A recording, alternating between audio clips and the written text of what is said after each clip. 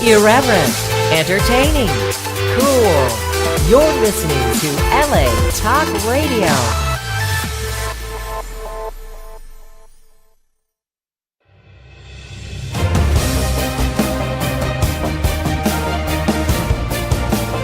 You're listening to Female Filmmakers Fuse with Alexa Polar and Robin Pabello, only on LA Talk Radio.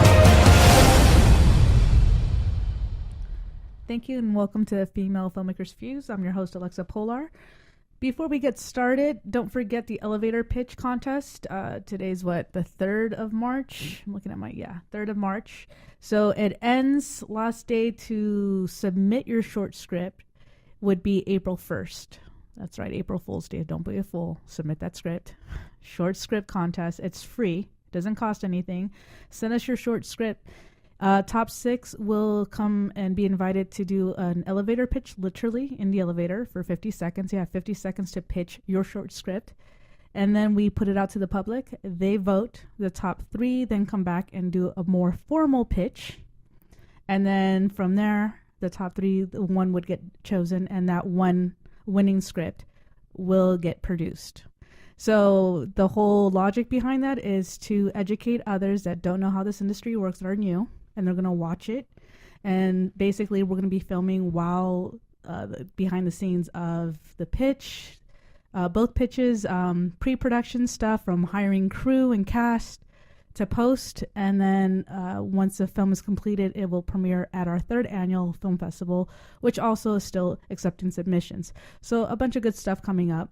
So if you have a short script, if you know someone that does, or know someone that can write one by April 1st, I highly recommend it.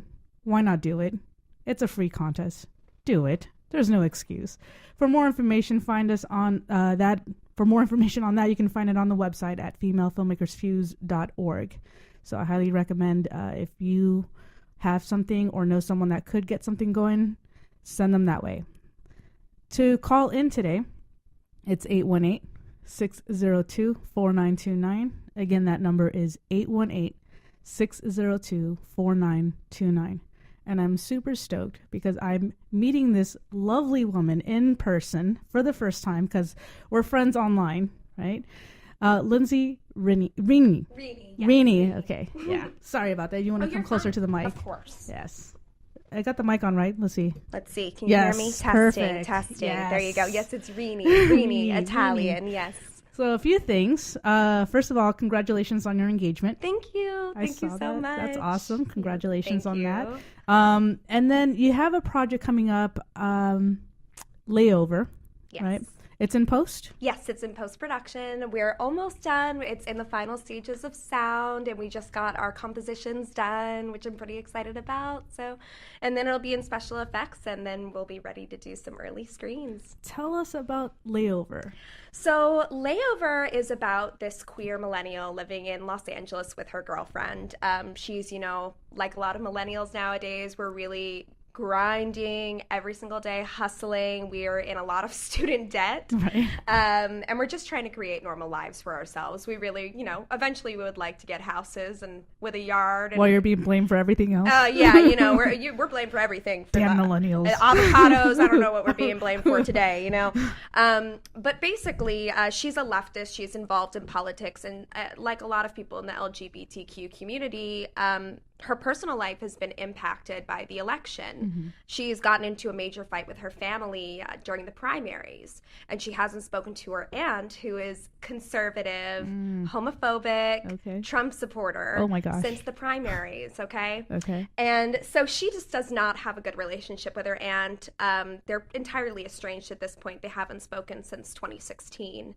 And she gets a phone call from her mom, who means well, like a lot of our parents, saying, your aunt's at LAX and she has a layover. Brooke's like, okay, that's good for her. And her mom's like, no, she's on her way. Oh gosh. And Brooke's like, no, Mom, why are you doing this to me? And so it's basically about whether or not these two people with completely polar opposite opinions, who are family, who are blood, whether they can just put aside politics for one night, just one short night before Linda goes back off to LAX in the morning, and chaos and comedy ensues. I think that the funniest moments in life come from the most uncomfortable situations, which is really where layover lies. That's great. It sounds great. Yeah, it's a really funny script, and a lot of people relate to it. That's the thing about Linda. In the way that I wrote her, I wanted her to really be an archetype that so many of us can relate to, whether you're LGBTQ or not. Yeah. There's a Linda in every family. Yeah. It's like the catchphrase for the movie. We all happen to know a Linda. And a lot of people reading the script are like, oh, that reminds me of this person or this person. Yeah. I've pretty much yet to have somebody read the script and not know somebody who comes to mind. And you wrote the script? Yes, I did. Oh, nice. Yeah. So you wrote, produced, and are starring in this? Yeah, actually. I wasn't planning on being in it until, there's a couple, there's from the business perspective and also from the creative perspective. From the business perspective, I work for free, right? That's one less person that you have to pay. Right. And when you're doing a micro budget, you're trying to save money where you can, but without compromising the quality of the piece. Right. But then I've also, as a screenwriter, as a producer, I've always been interested in people like Quentin Tarantino, for example, or even Judd Apatow, who end up acting in their own pieces, whether it's just a cameo or whatever. And I've always thought in the future, if I write a feature, ooh, how cool would it be to be in my feature? And I said, before I cross that bridge, let me do a short. And you know what? I'll be in this short, and I'll see how it goes, and then I'll bear in mind for the future. And having that in mind, I don't think in the future I would act in my own pieces just because it's so many hats to wear. Yeah. And I made sure that I brought Skylar Barrett on for this She's piece. Great. She's fantastic. Oh my gosh, she's just a godsend. If no one knows who she is, you have to know who she is. You have to meet her in person. You're lucky if you get to work with her. Absolutely. She's the creator of Reckless Juliet. It's this fantastic series that's on Amazon Prime. You can go look at it right now. And Skylar is just... I call her my co-captain. She really knows that. When I first sent the script out, I wasn't intending on necessarily producing it soon. I just kind of was like, whatever will be, will be. If I find a team that likes the script, I'll make it. And I found Skylar. And that was it. That was it. Before we knew it, we were having auditions and the ball was rolling. And I've made it clear from day one to Skylar that she's my co-captain on this. Wow. I've worked on too many indies where the director is the costume designer, the producer, the writer, the audio, everything, and it gets to be too much. So I knew you lose something somewhere. Exactly. Yeah. So I knew going into it, I really wanted to have a co-captain who I could fully rely on to take initiative, to anticipate needs of the production. And I'm not like an arrogant boss who's like, it's my way or the highway. Like, I really wanted somebody who I could work with as a co-captain who could say, you know what, Lindsay, I think we should do this a little bit differently. And I'm all ears. So Skylar's just been a godsend. She's great. She's the best co-captain, and she's a fabulous director. Oh, absolutely. I've seen her. I've seen a lot of her work. I've seen, Reckless Juliet. I've spoke about that here, and she didn't even know. I was just like, you have to see this. I was like so sick, and my voice was horrible, but I was like, I don't care. I'm saying it because I binge watched it already like a couple of times, and then I got to work with her on the oh my god, I can't even think right now. The Christine Ford Blasey Ford project. I was in that as well. The Christine Blasey Ford project. That was blanked on that one. Oh, it's fine. Her name is long. Yeah. Christine Blasey Ford. Yeah. That was a good project too. It was. And that was that was a good shoot right there. It's a lot of people were involved because they wanted to be. So it was really, I can see how important it was for Skylar and everything that she put together to make that happen. Absolutely. And that's really a reason why I was so compelled to work with her. We're very, very similar in that we want our work to make a difference. We don't want to just create like fluff pieces. Because there's already a lot of those. There's tons. Come on, guys. Like, we want to create art that's actually going to make people think, that's going to be a reflection of our world right now. Right. And with the Christine Blasey Ford hearings, that was incredibly triggering for so many women. I know another group that we're a part of, Girls Night Out. I was going to mention that. Yes, shout out G&O if anybody's listening. That, you know, with G&O, there were so many people who were sharing with each other, this is so hard for me to go through. Yeah. And so when Skylar approached me and was like, I'd love for you to submit. I know you've had your own experiences with, you know, sexual harassment in this industry. And I just immediately was drawn to the project, and I was so glad to be involved and to meet just so many amazing women and non-binary people and femmes who were just ready to stand up and say, you know, enough is enough. Time's up. Right. Literally, time's up. Yeah. We're sick of men taking advantage of us behind the scenes. Yeah. And we're ready to really show that you need to have us behind the camera. You need to put us in power positions. I mean, look at the difference in like politics now. How many women there are in the Senate. I mean, in the House. Absolutely. It's amazing. It's making a huge difference. It is. And being from DC, I just know how much our city really craves that. Yeah. DC itself is an extremely diverse city. My high school, growing up, Montgomery Blair High School in the suburbs of Maryland, at one point when I was there, because we had over 3,000 students, we actually had a student representing almost every single country in the world. Wow. In the world. And our high school had flags representing every single country. And I mean, thousands of flags. Yeah. And so in DC, when we see that our government is by no means a reflection of us, especially DC, we don't even have representation. No. We really don't. We get taxes without representation. Yeah. I mean, I know DC people are really thrilled to see the difference in Congress and the Senate, and who knows what's going to happen with this upcoming election. Anxiety, hello. Yeah. Right. Yeah, I don't. Yeah, I'm just waiting for things hopefully to happen before the election. Absolutely. You know, but I'm just shocked that things have gone as far as they have gone. So absolutely.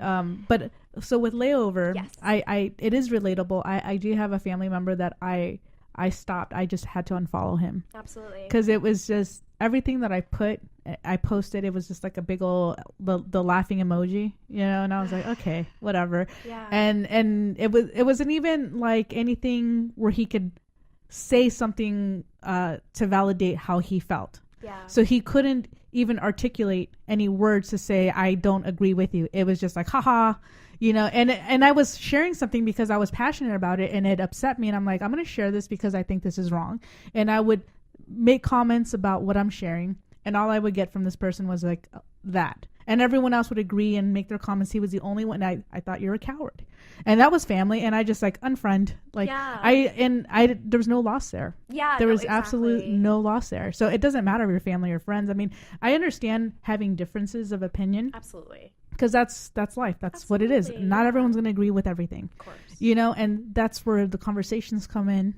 You know, you have a conversation with someone, you discuss why you feel the way you do, and then maybe you might understand the other person or maybe not, but at least it's kind of like try to make it cordial. You know what I mean? Yeah, like, absolutely. But when you're dealing with people, and it's so crazy how it is now, especially with social media, there's so many hate, so much anger, and it's, I mean, I get told I'm a hateful and angry person, but it's usually by one person. But yeah, they say don't read the comments for a reason. Right. It's upsetting. It is, and it's I'm floored by a lot of it. So that's why I think it's important for Layover, because it is a very relatable project, and I can't wait for it to be out. And I do want to express and really push this, because you guys you're still doing your fundraising, your campaign. Yes. I think people really need to be involved in this because you guys are really creative on how you're doing it. Yes, absolutely. You're selling some really cool stuff. Yeah, I have a gift for you. Oh my gosh. Look at this beautiful Layover I tote love bag it. Yes. for you. I brought you red and blue, so you have your choice. I also have some stickers for you. Very cool. And as you can see, I'm wearing I noticed the pride earrings. I love very nice. So we have a fundraising campaign on Pink Start. It's an LGBTQ fundraising platform for Forbes did a special about it last year, and we decided to go with Pink Start because they have this really cool reward system where anybody who donates, you can set it up so that they can then win a reward. So we have layover tote bags, which are really cool. Yeah. We have these cool layover pride earrings. I already have a friend of mine who's actually bought them in advance, is getting their ears pierced and wearing it during Pride Week. Wow, that's awesome. So there's lots of cool things that you can do with our gifts. My personal favorite, which are arriving in 2 days shipping, we have a t-shirt that says confront your homophobic family members. I saw that. Yeah, I think that in a nutshell, me and my producers were all really excited for that to come out because it's kind of the epitome of what layover is about. It's, you know, we are really taught, you know, to, especially with family members, shut your mouth and respect your elders. But I've gotten to the point where I've had to confront my homophobic family members. I remember, like, getting off on a tangent a little bit, but I remember at Thanksgiving at my fiance's 2 years ago when I actually came out to them, and it wasn't planned whatsoever. But we were talking about the LGBTQ community, and I mentioned that our vice president is just, you know, terrible for our community. And one of his uncles were like, oh, Pence, he does nothing wrong. He's fine. And, you know, you guys all should be happy. The gays, they should be happy. And I don't know why they're afraid, blah, blah, blah. And something came over me, and I said, well, you know, as a bisexual woman, I've never been more afraid to be openly queer. And everybody just got very quiet at the table, and I was like, oh shit, I just came out to my fiance's family, hello. And I mean, I think that's kind of what we have to do sometimes. You do just have to confront, because once people realize that you're a part of the community, they may not, but they might be a little more open to listening. So yeah, part of this fundraising campaign, we're just trying to get the word out about layover, and we want as many people as possible to be involved. We've been having a lot of specials for people to get their name in the credits. So if there's anybody out there and you've never seen your name on the big screen, or you want to watch something, and I can't say what streaming platform we'll be on just yet, but we are going to be on a big streaming platform, and then you can click the movie and see your name in the credits. And I promise you, it's very exciting your first time to see your name in the credits. And yeah, we're just working on fundraising. So if you go to Layover's Instagram, at layover_film on Instagram, you will see our Pink Start link right in the bio, and we'd be happy for any donations of any kind. We have 34 days left in our campaign. 34 days. Come on. Tax season, come on. Let's do it. People. Let's do it. Oh, and 10%, before I forget, 10% of our proceeds are going to the Trevor Project, which is just an amazing organization that helps suicidal LGBTQ youth and homeless LGBTQ youth, which is just so important to me and to my heart. I know that there have been times over the years, after the loss of my trans parent, I went through a lot of hard grief, and Trevor Project was there for me. Their texting line was there for me. I don't know if I would be here today without Trevor Project. So when I had to think of, okay, I want to be able to also give back with this fundraising campaign, and as much as we need the money to go to layover, I also want to be able to give back. And so that's why I chose Trevor Project off the bat. They do so many incredible things, and they help so many children that it's pivotal. It's very important to me. That sounds great. Yeah. That's great, because you don't get that a lot where projects are fundraising, not just for themselves, but then for a cause. Absolutely. You know? Absolutely. So that's really important. Yeah. You know, so you're getting some really cool swag. Yes. If you want to buy it. Yes. And then you're supporting an important cause and supporting an important project. Absolutely. I don't see anything wrong with anything here. I was like, hello. It's all pro. There's no cons. Exactly. It's all pros and no cons. And I mean, we're just so grateful to everybody who's contributed so far. And we've even had a couple people contribute a couple times. So I mean, we're just thrilled. Our assistant producers and our associate producer, we're all working really, really hard. Shout out to Willis Williams, our associate producer. If you're listening, I'm sure he is. Shout out. Shout out. But all our assistant producers, we've all been working really hard. Ashley Nicholas, she's this wonderful Afro queer woman who just is... she's an actor. She's now assistant producing. She's incredible. She's been assisting with raising funds. We also have Chloe Corcoran, this amazing trans activist. She's assisting with raising funds. We have Simon Kincaid, who's actually a childhood friend of mine who I've known since he was, a foot tall. And we're all just working together and bringing what we can to the table, our different perspectives on life, and trying to get all this money together so that we can push Layover through the last chapter and get it online for everybody to look at. What's the goal here? How much are you trying to raise? So originally we set it at $12,000, but that's really a stretch. What we really want to push for is about $5,000. Okay. As of yesterday, I believe we were at $1,420. Okay. So we do have at least like $3,500 we'd like to raise. Okay. We do also have ad space available in the credits, so we've been reaching out to different businesses. We're offering different ad packages as well. Okay. So there's a bunch of different ways that local businesses can get involved. And there's lots of ways that just the average person can get involved with our production. So we're thrilled. We're really excited to be doing this. That's why so just a little quick background for anyone that's listening. We're on social media. We're following each other on social media, both Instagram and Facebook. It started off on Facebook. And it was through, I want to say both Girls Night Out and Female Filmmakers. Yes. You're on both, right? Yes, Yeah. yes. And I got to say, because I was going to mention this, Girls Night Out, a lot of people are probably like, what is that? Okay, so it is, and it's so therapeutic because I'm shocked sometimes at some of the posts these other women make, and not like in a bad way. I'm saying like, holy hell, I'm not the only one. No. That's what's great about this group.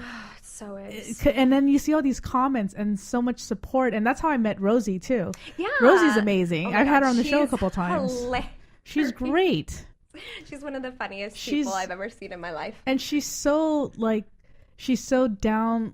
Like I can't even express it. Like she's just really chill. She's really down to earth. Exactly. Yeah. She's the nicest person you'll ever meet, and then she's huge against scammers and everything. Absolutely. And she does it in such a clever way. Oh yeah. Such a clever way. And I met her through Girls Night Out, and so I'm seeing a lot of the things that you post and a lot of the comments that you make, and it's weird because I'm like, oh yeah, totally relatable. Yes, I agree.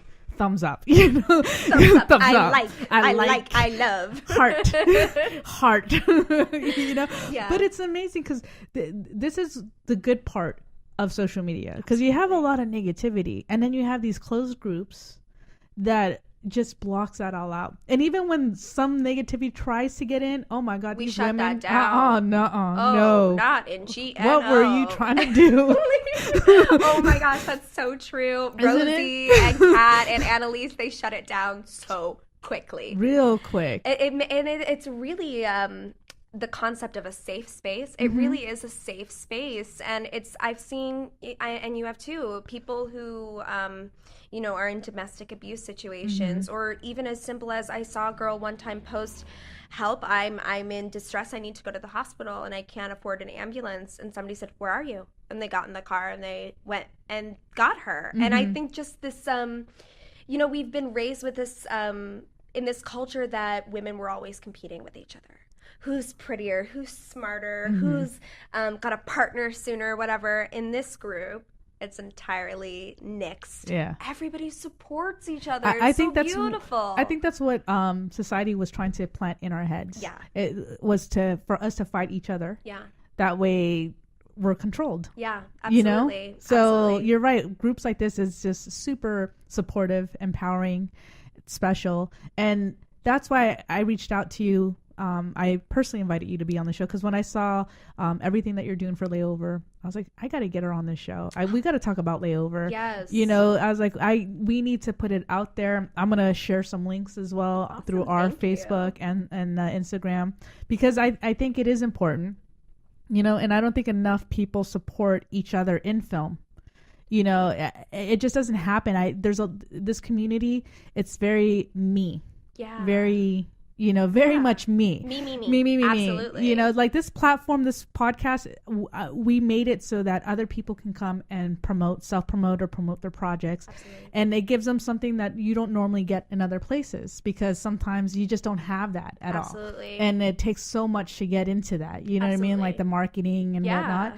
And so we thought, like, let's do this. Let's do a podcast and invite special guests every time so they can promote themselves or their projects or both. Absolutely. You know, and it's not about a me thing. It's about a them. Yeah. You know, and that's, I think, what's important. And that's a key element that sometimes goes missing in this industry, because I get people where, like, they talk about their projects and I'm all for it. And then when I turn around and be like, oh my gosh, guess what? I'm doing, like, you inspired me. I'm going to do my project. And they're like, oh, that's cool. And I was just like, really? That would be, for me, I would just be so thrilled if somebody's like, I was inspired by Layover and so I'm doing this. I'll start crying. Are you kidding me? Right? I am an empath. I really am. I'm altruistic almost to my detriment, if in all honesty. I really care about people almost too much. I love people, and when I see people succeeding, it makes me thrilled. Like when I saw with Violet, I was so thrilled for Raphael Gamboa, who's an amazing filmmaker, and I just don't understand when people are just, you know, thinking about themselves. And I mean, when I went into the Layover process and I said, oh, so I'm in charge of this. Okay. I have power. What am I going to do with all this power? I am going to hire people who deserve the jobs. I'm going to hire people and create a team that is unlike anything I've ever been a part of. Because I know I've been on sets, because I'm an actor, and I've been an actor for a really, really long time, since I was 3. And I've been acting on film for over a decade now, that there are times where you're on set and you are the only woman. I even just, I think one of the things that prompted me to write Layover and to say, I'm going to just, gosh darn it, I'm going to do this myself, was I was on set and there was like an implied sex scene, and I was fine with that. I've done that before, and I showed up on set and I was the only woman. And you know, I'm fine with doing implied scenes, of course, but when you're the only woman on set anywhere for any situation, it's like, why are there no women here? It's the same thing that makes me uncomfortable when you're in an all-white space. Yeah. Why is this all white people? It doesn't make sense to me.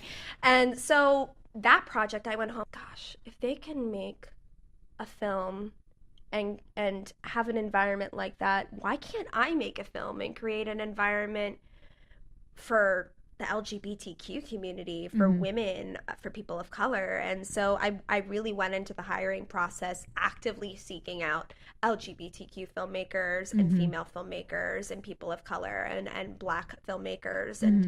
And ultimately, I think that's why we all have such an appreciation for each other, is because we're all like, let's show them. You know, we all have this fire lit under our ass to say, let's show them how good this can be, because we're showing there's no excuse not to hire us. Look at Lena Waithe, for goodness sake. She is paving the way. And you look at her and you're like, there's absolutely no reason or excuse for studios not to be hiring women and Black artists. There's no excuse for it nowadays. Like, white men, I know there's a lot of great artists. We're not saying fire all the white men by any means. Okay, because that's a defense mode. Immediately. Exactly. We're just saying, hire more women. Yeah, that's it. We want to be a part of the team with you. Exactly. And I promise you, we'll bring a lot to the table. This is true. You know, that brings up a good point. Devin McNair, I had her here once. We're working on a few things together, and she brought up a good point that I never put any thought of until she raised it. You know, so she's a stunt performer, stunt coordinator. Oh wow. Yeah, and she had said that she's an advocate. She became an advocate, and she said that a lot of the stunts that you see, they're just saying like police officer, waiter, and it's just someone that falls with plates, or someone that, whatever it is that requires a stunt but also can be an actor. So it's kind of like not a main character, but requires a stunt performer to be on camera to do this stunt. It doesn't say anything about whether they're female. It doesn't say nationality, nothing. It just says we need a police officer, for example, to run into the car and fall while the main characters run past him or her or whatever. Yeah. So that's what the description is. And she says you would think that someone would go and hire who, like when they put a casting for the stunt performer, it would be like whoever can come fill this part. Absolutely. It always goes to a white male. It could be even, she made a point of a waiter. There was a scene where there was a waiter that was coming in with a lot of plates. He got bumped into a lot of people, and then all of a sudden all the plates fell. She said that could have been a black woman. Easily. It could have been it could have been a Latina. It could have been anyone. Yeah. And they always go for the white male. That's so frustrating to me. And she's like, there's no descriptions, and that's purposely done so that you can hire anyone to fill that role that can just walk with plates and fall. Yeah. But she says that it's a constant thing that she's run into where you're always hiring that, where there's other people that are not getting enough work. Absolutely. And they're more than qualified Absolutely. to do it, And so she brought that up, and I forget her name, but there was a woman that also does stunts, and she's a black female woman, and she does amazing work. And so that's what Devin was saying. She said she only gets hired when they specifically ask for that. See, if they don't, they don't think of her at all. So there's times where she's maybe working once a year, which is shameful. That is absolutely shameful. Yeah. There's no reason for that with all the productions in this city. Mm-hmm. There's absolutely no reason for that. And that makes me angry. Just because I guess a lot of it comes down to how I was raised. I'm not from a nuclear family. Mm-hmm. I'm not from a stereotypical, mom, dad, child, dog family. Mm-hmm. And like for me, I am always very open about the fact that I feel like I have 3 moms. Mm-hmm. I have my birth mom, my mom. She's amazing. Mom, if you're listening, I love you. Then I have my other mom who was trans, who passed away in 2015. And then I have my godmother, who's a black immigrant. Mm-hmm. And so between the 3 of them, when you're being raised by a Jewish woman, a trans woman, and a black woman. Sounds like a sitcom. It does. They set you straight really quick. Yeah. If I ever did anything growing up, I remember, gosh, this comes back so strong. And I must have been 4 years old. But I remember being 4, and I very innocently and naively commented on somebody's weight and made them cry. And I remember my godmother setting me straight so quickly. And it's really important that when you're raised in environments like that, like that people are keeping you in check. And so I feel like the way I was raised plays a lot into who I am as an artist and as a person, and why things like that make me so angry. There's no reason to not hire more black stunt performers, especially for roles if they're not race related, like as you're saying, like for a waiter. There's absolutely no reason. And that just makes me mad because I see how much harder my godmother has to work for a fraction of what white women have to work for, and it makes me so angry. I was like, if I'm ever in the power position, I'm definitely gonna. I have to put my money where my mouth is. Yeah. Do you ever watch shows now and think this probably wouldn't work, or you probably won't see it the same, knowing how society is now? So, for example, Friends. Yeah. Sex and the City. Yeah. Oh yeah, that's true. You know what I mean? Like they were my favorites. Even shows like the L Word, and they're coming back, and we'll see what happens with that. But do you see what I'm saying? Like those were some of my favorite shows where I could just veg out, Absolutely. like And then now that I look back, I'm like, this is stupid. This is there's lots of problematic things in this show. Yeah, I still love it, but I noticed Fresh Prince of Bel-Air, there are a couple of things where I'm like, oh, that was that's dated. Yeah, exactly. This is dated. Yeah, and things almost become period pieces. It's interesting. We're seeing culture evolve right in front of our eyes, but things that would have been acceptable 2, 3, 4 years ago are not acceptable now. So it is really interesting to see how shows change in terms of what's acceptable, what's not, what's funny, and what's not funny. That's another conversation that's going on in comedian scenes, you know, with like with Louis C.K. and Aziz Ansari. What's funny? And white male comedians and male comedians saying, you know, we're just so afraid of saying the wrong thing, and people are so sensitive. And it's not that. I'll share a quick story of when I went to a comedy show. When people go to a comedy show, you want to laugh. You want to forget about the things going on in your life. And I remember it was my first Father's Day after my trans parent passed away. And I was just so down. And I was like, you know, I'm just going to go to a comedy show. And so I went to the Comedy Store with my fiance. And one of the first jokes that a comedian made was like, so how about Caitlyn Jenner, huh? Like, I've always wondered, like, how do these and set a slur for trans people, y'all know what it is. What days do they celebrate? Do they celebrate Father's Day or Mother's Day? And everyone was hysterical laughing, and the tears started rolling, and I went to the bathroom and I was crying there for 30 minutes because I was like, this is a real thing, you know, like this is my first Father's Day without my parent, and everyone then I'm surrounded in a room of people laughing about the idea of trans parents celebrating Father's Day or Mother's Day. And so when it comes to culture and what's acceptable and what's funny, we do have to bear in mind, like, there are some things that aren't funny. Like, to me, that wasn't funny at all. Even now, a couple years later, I think people in that room probably wouldn't have laughed. Right. So it is interesting to see how culture changes. And I do, if I had to ask white male comedians of one thing, it would just be get to know more people who aren't white men. Seriously. Like, seek out queer people in your life. Seek out women of color. Women of color lead the way. And also you can have when I also write, there's something called a sensitivity reader. Do your set for a diverse audience.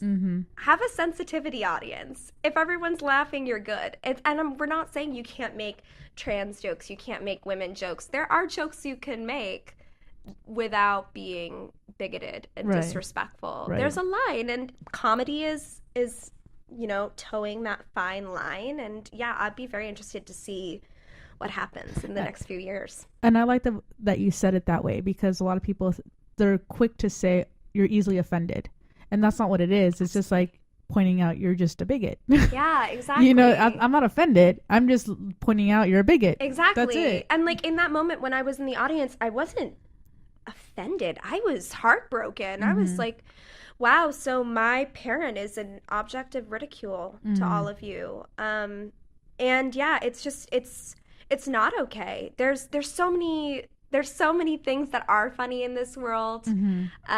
There's just no excuse for it, honestly. And I mean, hey, we saw what happened with Roseanne.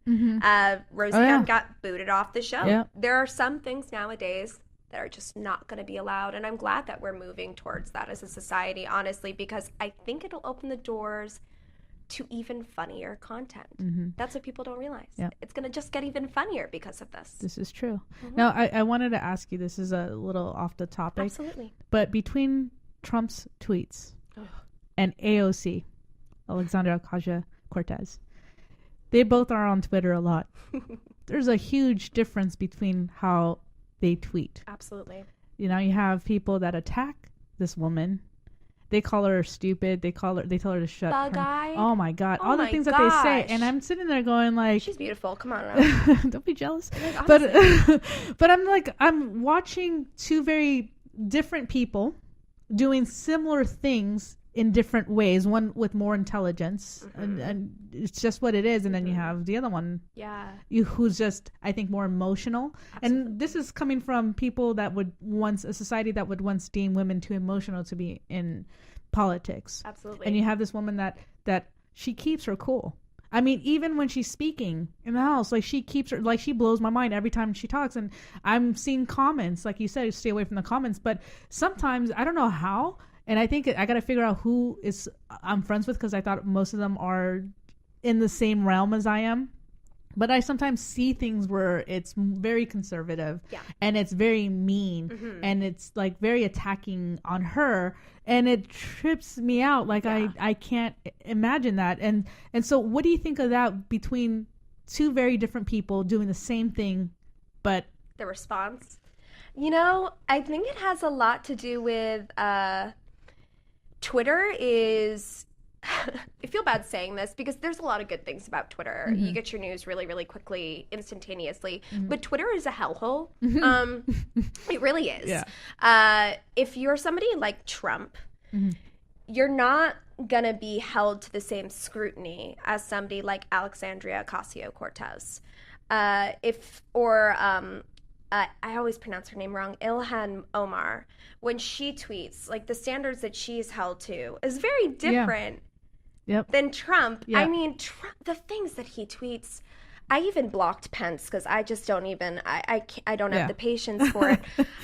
But when you have hordes and hordes and hordes of conservative communities online, and we also, I think, have to bear in mind Russia's influence. We really do. Yeah. They've infiltrated Twitter. They've infiltrated Facebook as well.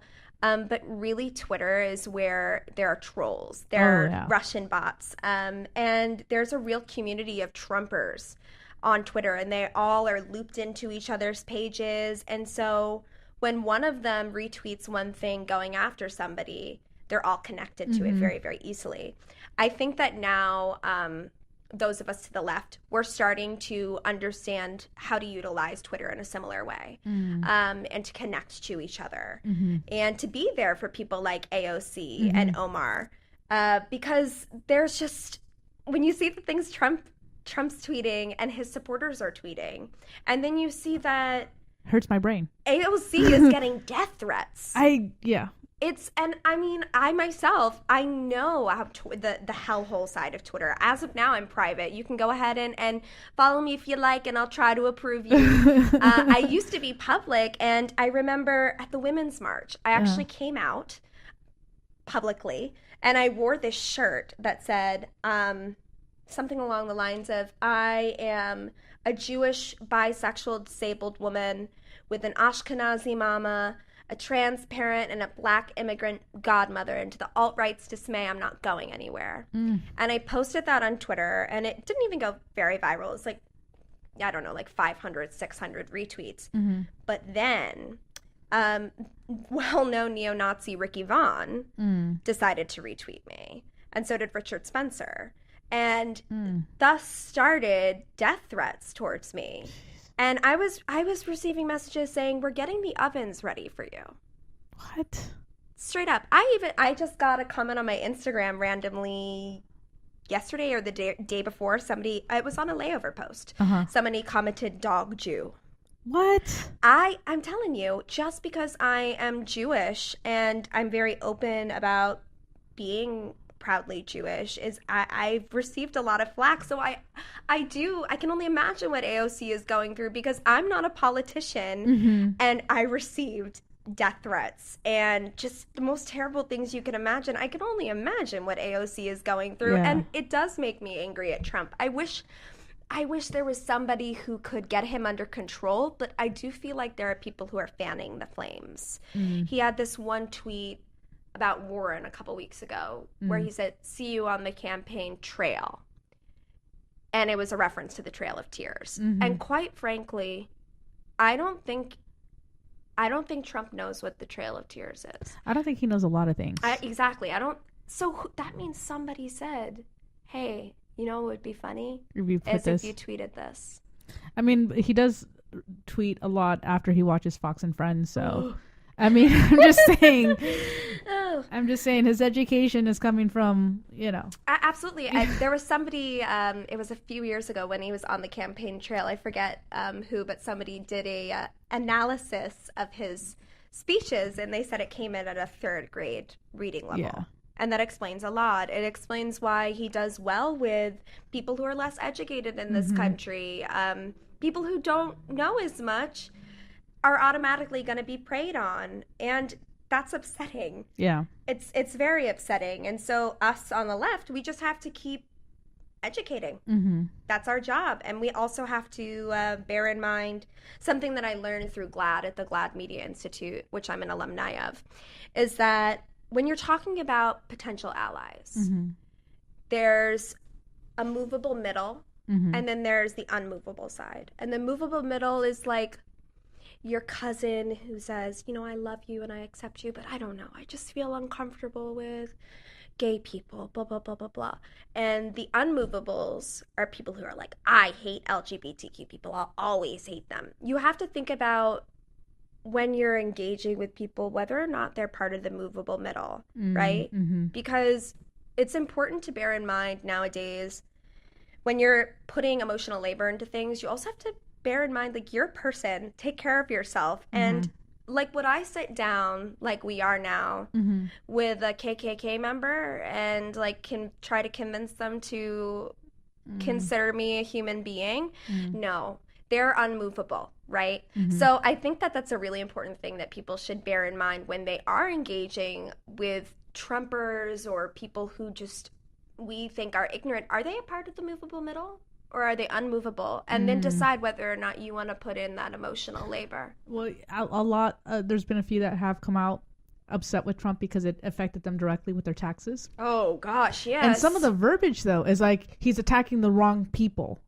What? Oh, what does that mean? What do you? Yeah, Dave Chappelle actually, and he's said many problematic things. I'm not exactly pleased with him, but there is one thing he said in a special that I thought was so funny, because he said that he went the day of the election, he went to vote, and I believe he lives in Ohio randomly. And it's funny because Dave Chappelle's from my hometown. We're both from Silver Spring, Maryland. So he also has a very similar mindset to me. But when he went to go and vote in Ohio, it was all these Trumpers, and he got really, really nervous. And he was like, why are you guys voting for Trump? I'm curious. And one of them said, well, you know, he's fighting for me. He's fighting for me. And Dave Chappelle said, no, y'all are stupid. He's fighting for me. And by that, he meant, I'm rich. He's fighting for the rich people. Are you out of your mind? He's not fighting for the middle class. He's not. He's not fighting for the working class. He's fighting for millionaires and billionaires to get more tax breaks, when meanwhile, everybody we know, we're not getting tax refunds. Our tax refund checks this year are infinitesimal. Yeah, it's crazy. And then there was the government shutdown. And being from D.C., oh my gosh, yeah. you know, my mother, she was not working for a month and a half. And it's crazy. She works for the federal judiciary. When she was talking to me, and she was like, yep, the judiciary is almost out of money.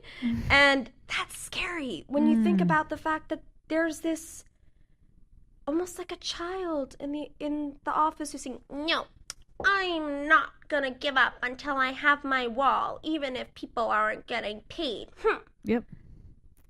Yeah. How is he our president? I don't know. That's a good question. I cried the night he was elected. I did. If you've seen American Horror Story, I haven't seen it. I gotta watch it. The best season is the election season. Yeah. And there's a scene where, why am I blanking on her name? She's extremely famous. One of the main actresses, Sarah Paulson. There we go. She was hysterical in front of the TV screen. Yeah. And I was like, who got this footage of me from election night? Oh, that was me. That was me. I think I just shut the TV off and I was just like, done. I'm taking some sleeping pills and that's it. Oh, I call cried. it a night. I cried and I cried. You can kind of tell though. You could tell things weren't right. So it's kind of like, all right. And my sister-in-law, she called it. She was like, he's going to win. I don't want him to win, but he's going to win. I was really, I felt the same way. And my friends were like, be positive. I was like, I'm positive he's going to win. I'm very, very nervous, guys, because in the primaries, you know, I campaigned for Bernie. In the main election, I did vote for Hillary Clinton. And I remember having dialogues with people and like knowing, oh gosh, the left is still so split. And, you know, hopefully we can get it together for this upcoming election. I hope that whoever ends up being the nominee, all of us can, with our whole hearts, feel like we are supporting somebody who we really want to win, because I feel like that's why we lost last time. Some of us were like, I don't love Hillary, but I'm gonna vote for her because it's better than Trump, and so now this election, I really hope that whoever ends up being the nominee, we can all be like, hell Let's get yes. it. Let's push this person forward. Let's do this. Yeah. And we have a lot of good candidates. Oh, no, we do. So we'll see what happens. Yeah. And a lot of them could become the VP running mate. Yes. So I think it could be a strong running team. I would love to see somebody bring Stacey Abrams on as a VP. Oh, yeah. That would be great. That would just be I'm still a fan of incredible. Beto, even though he says he's unsure because of his kids. Absolutely. Which is great. Yeah. I can admire that. He wants to spend time with his kids, but I'm just like, that guy right there. Yeah. Yeah. And So, and now we have Bernie back Bernie's in the back, race, and they're saying Biden might get in the race too. That'd be interesting. That would be extremely interesting. We have Kamala Harris. Yeah. And I know that the left is very split about her. Even myself, I have split feelings. So I'm interested to see what she does. I was throughout totally the for her, campaign. and then when I started looking more into things that she's done in the past, that's where I was just like, oh, why? Absolutely. Come on. Have you changed that much? Exactly. I mean, she just made a statement the other day saying that she supports decriminalizing sex work, which I think is fabulous.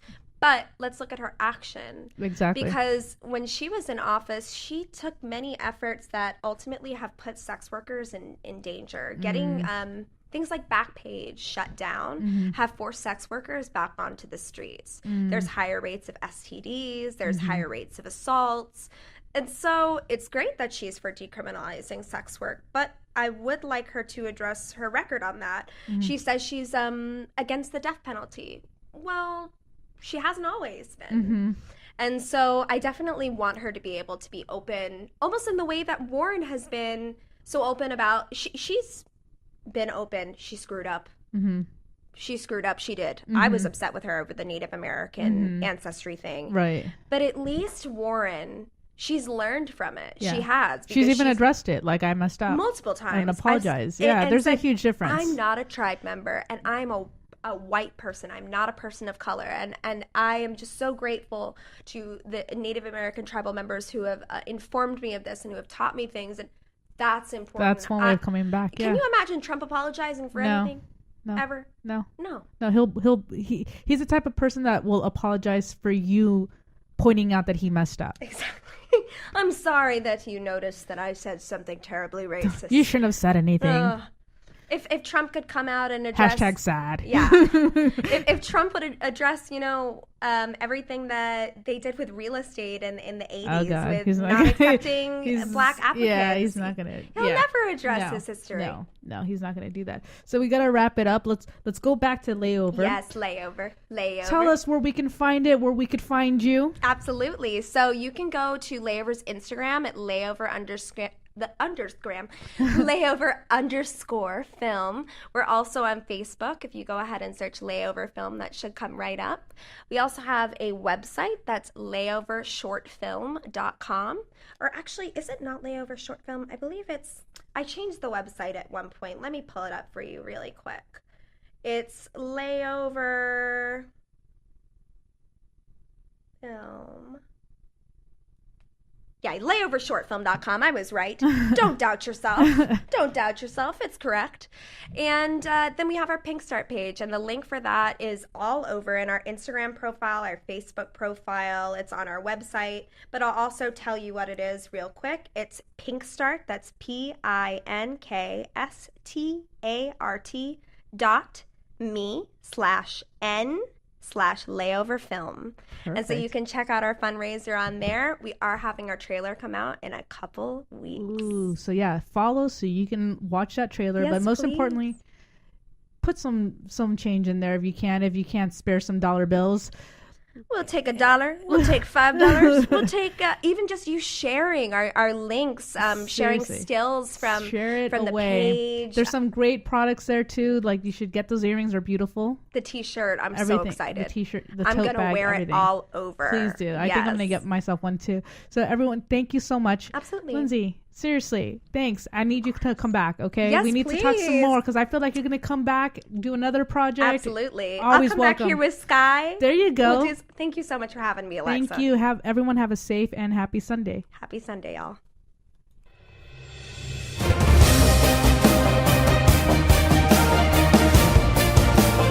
You're listening to Female Filmmakers Fuse with Alexa Polar and Robin Pabello, only on LA Talk Radio.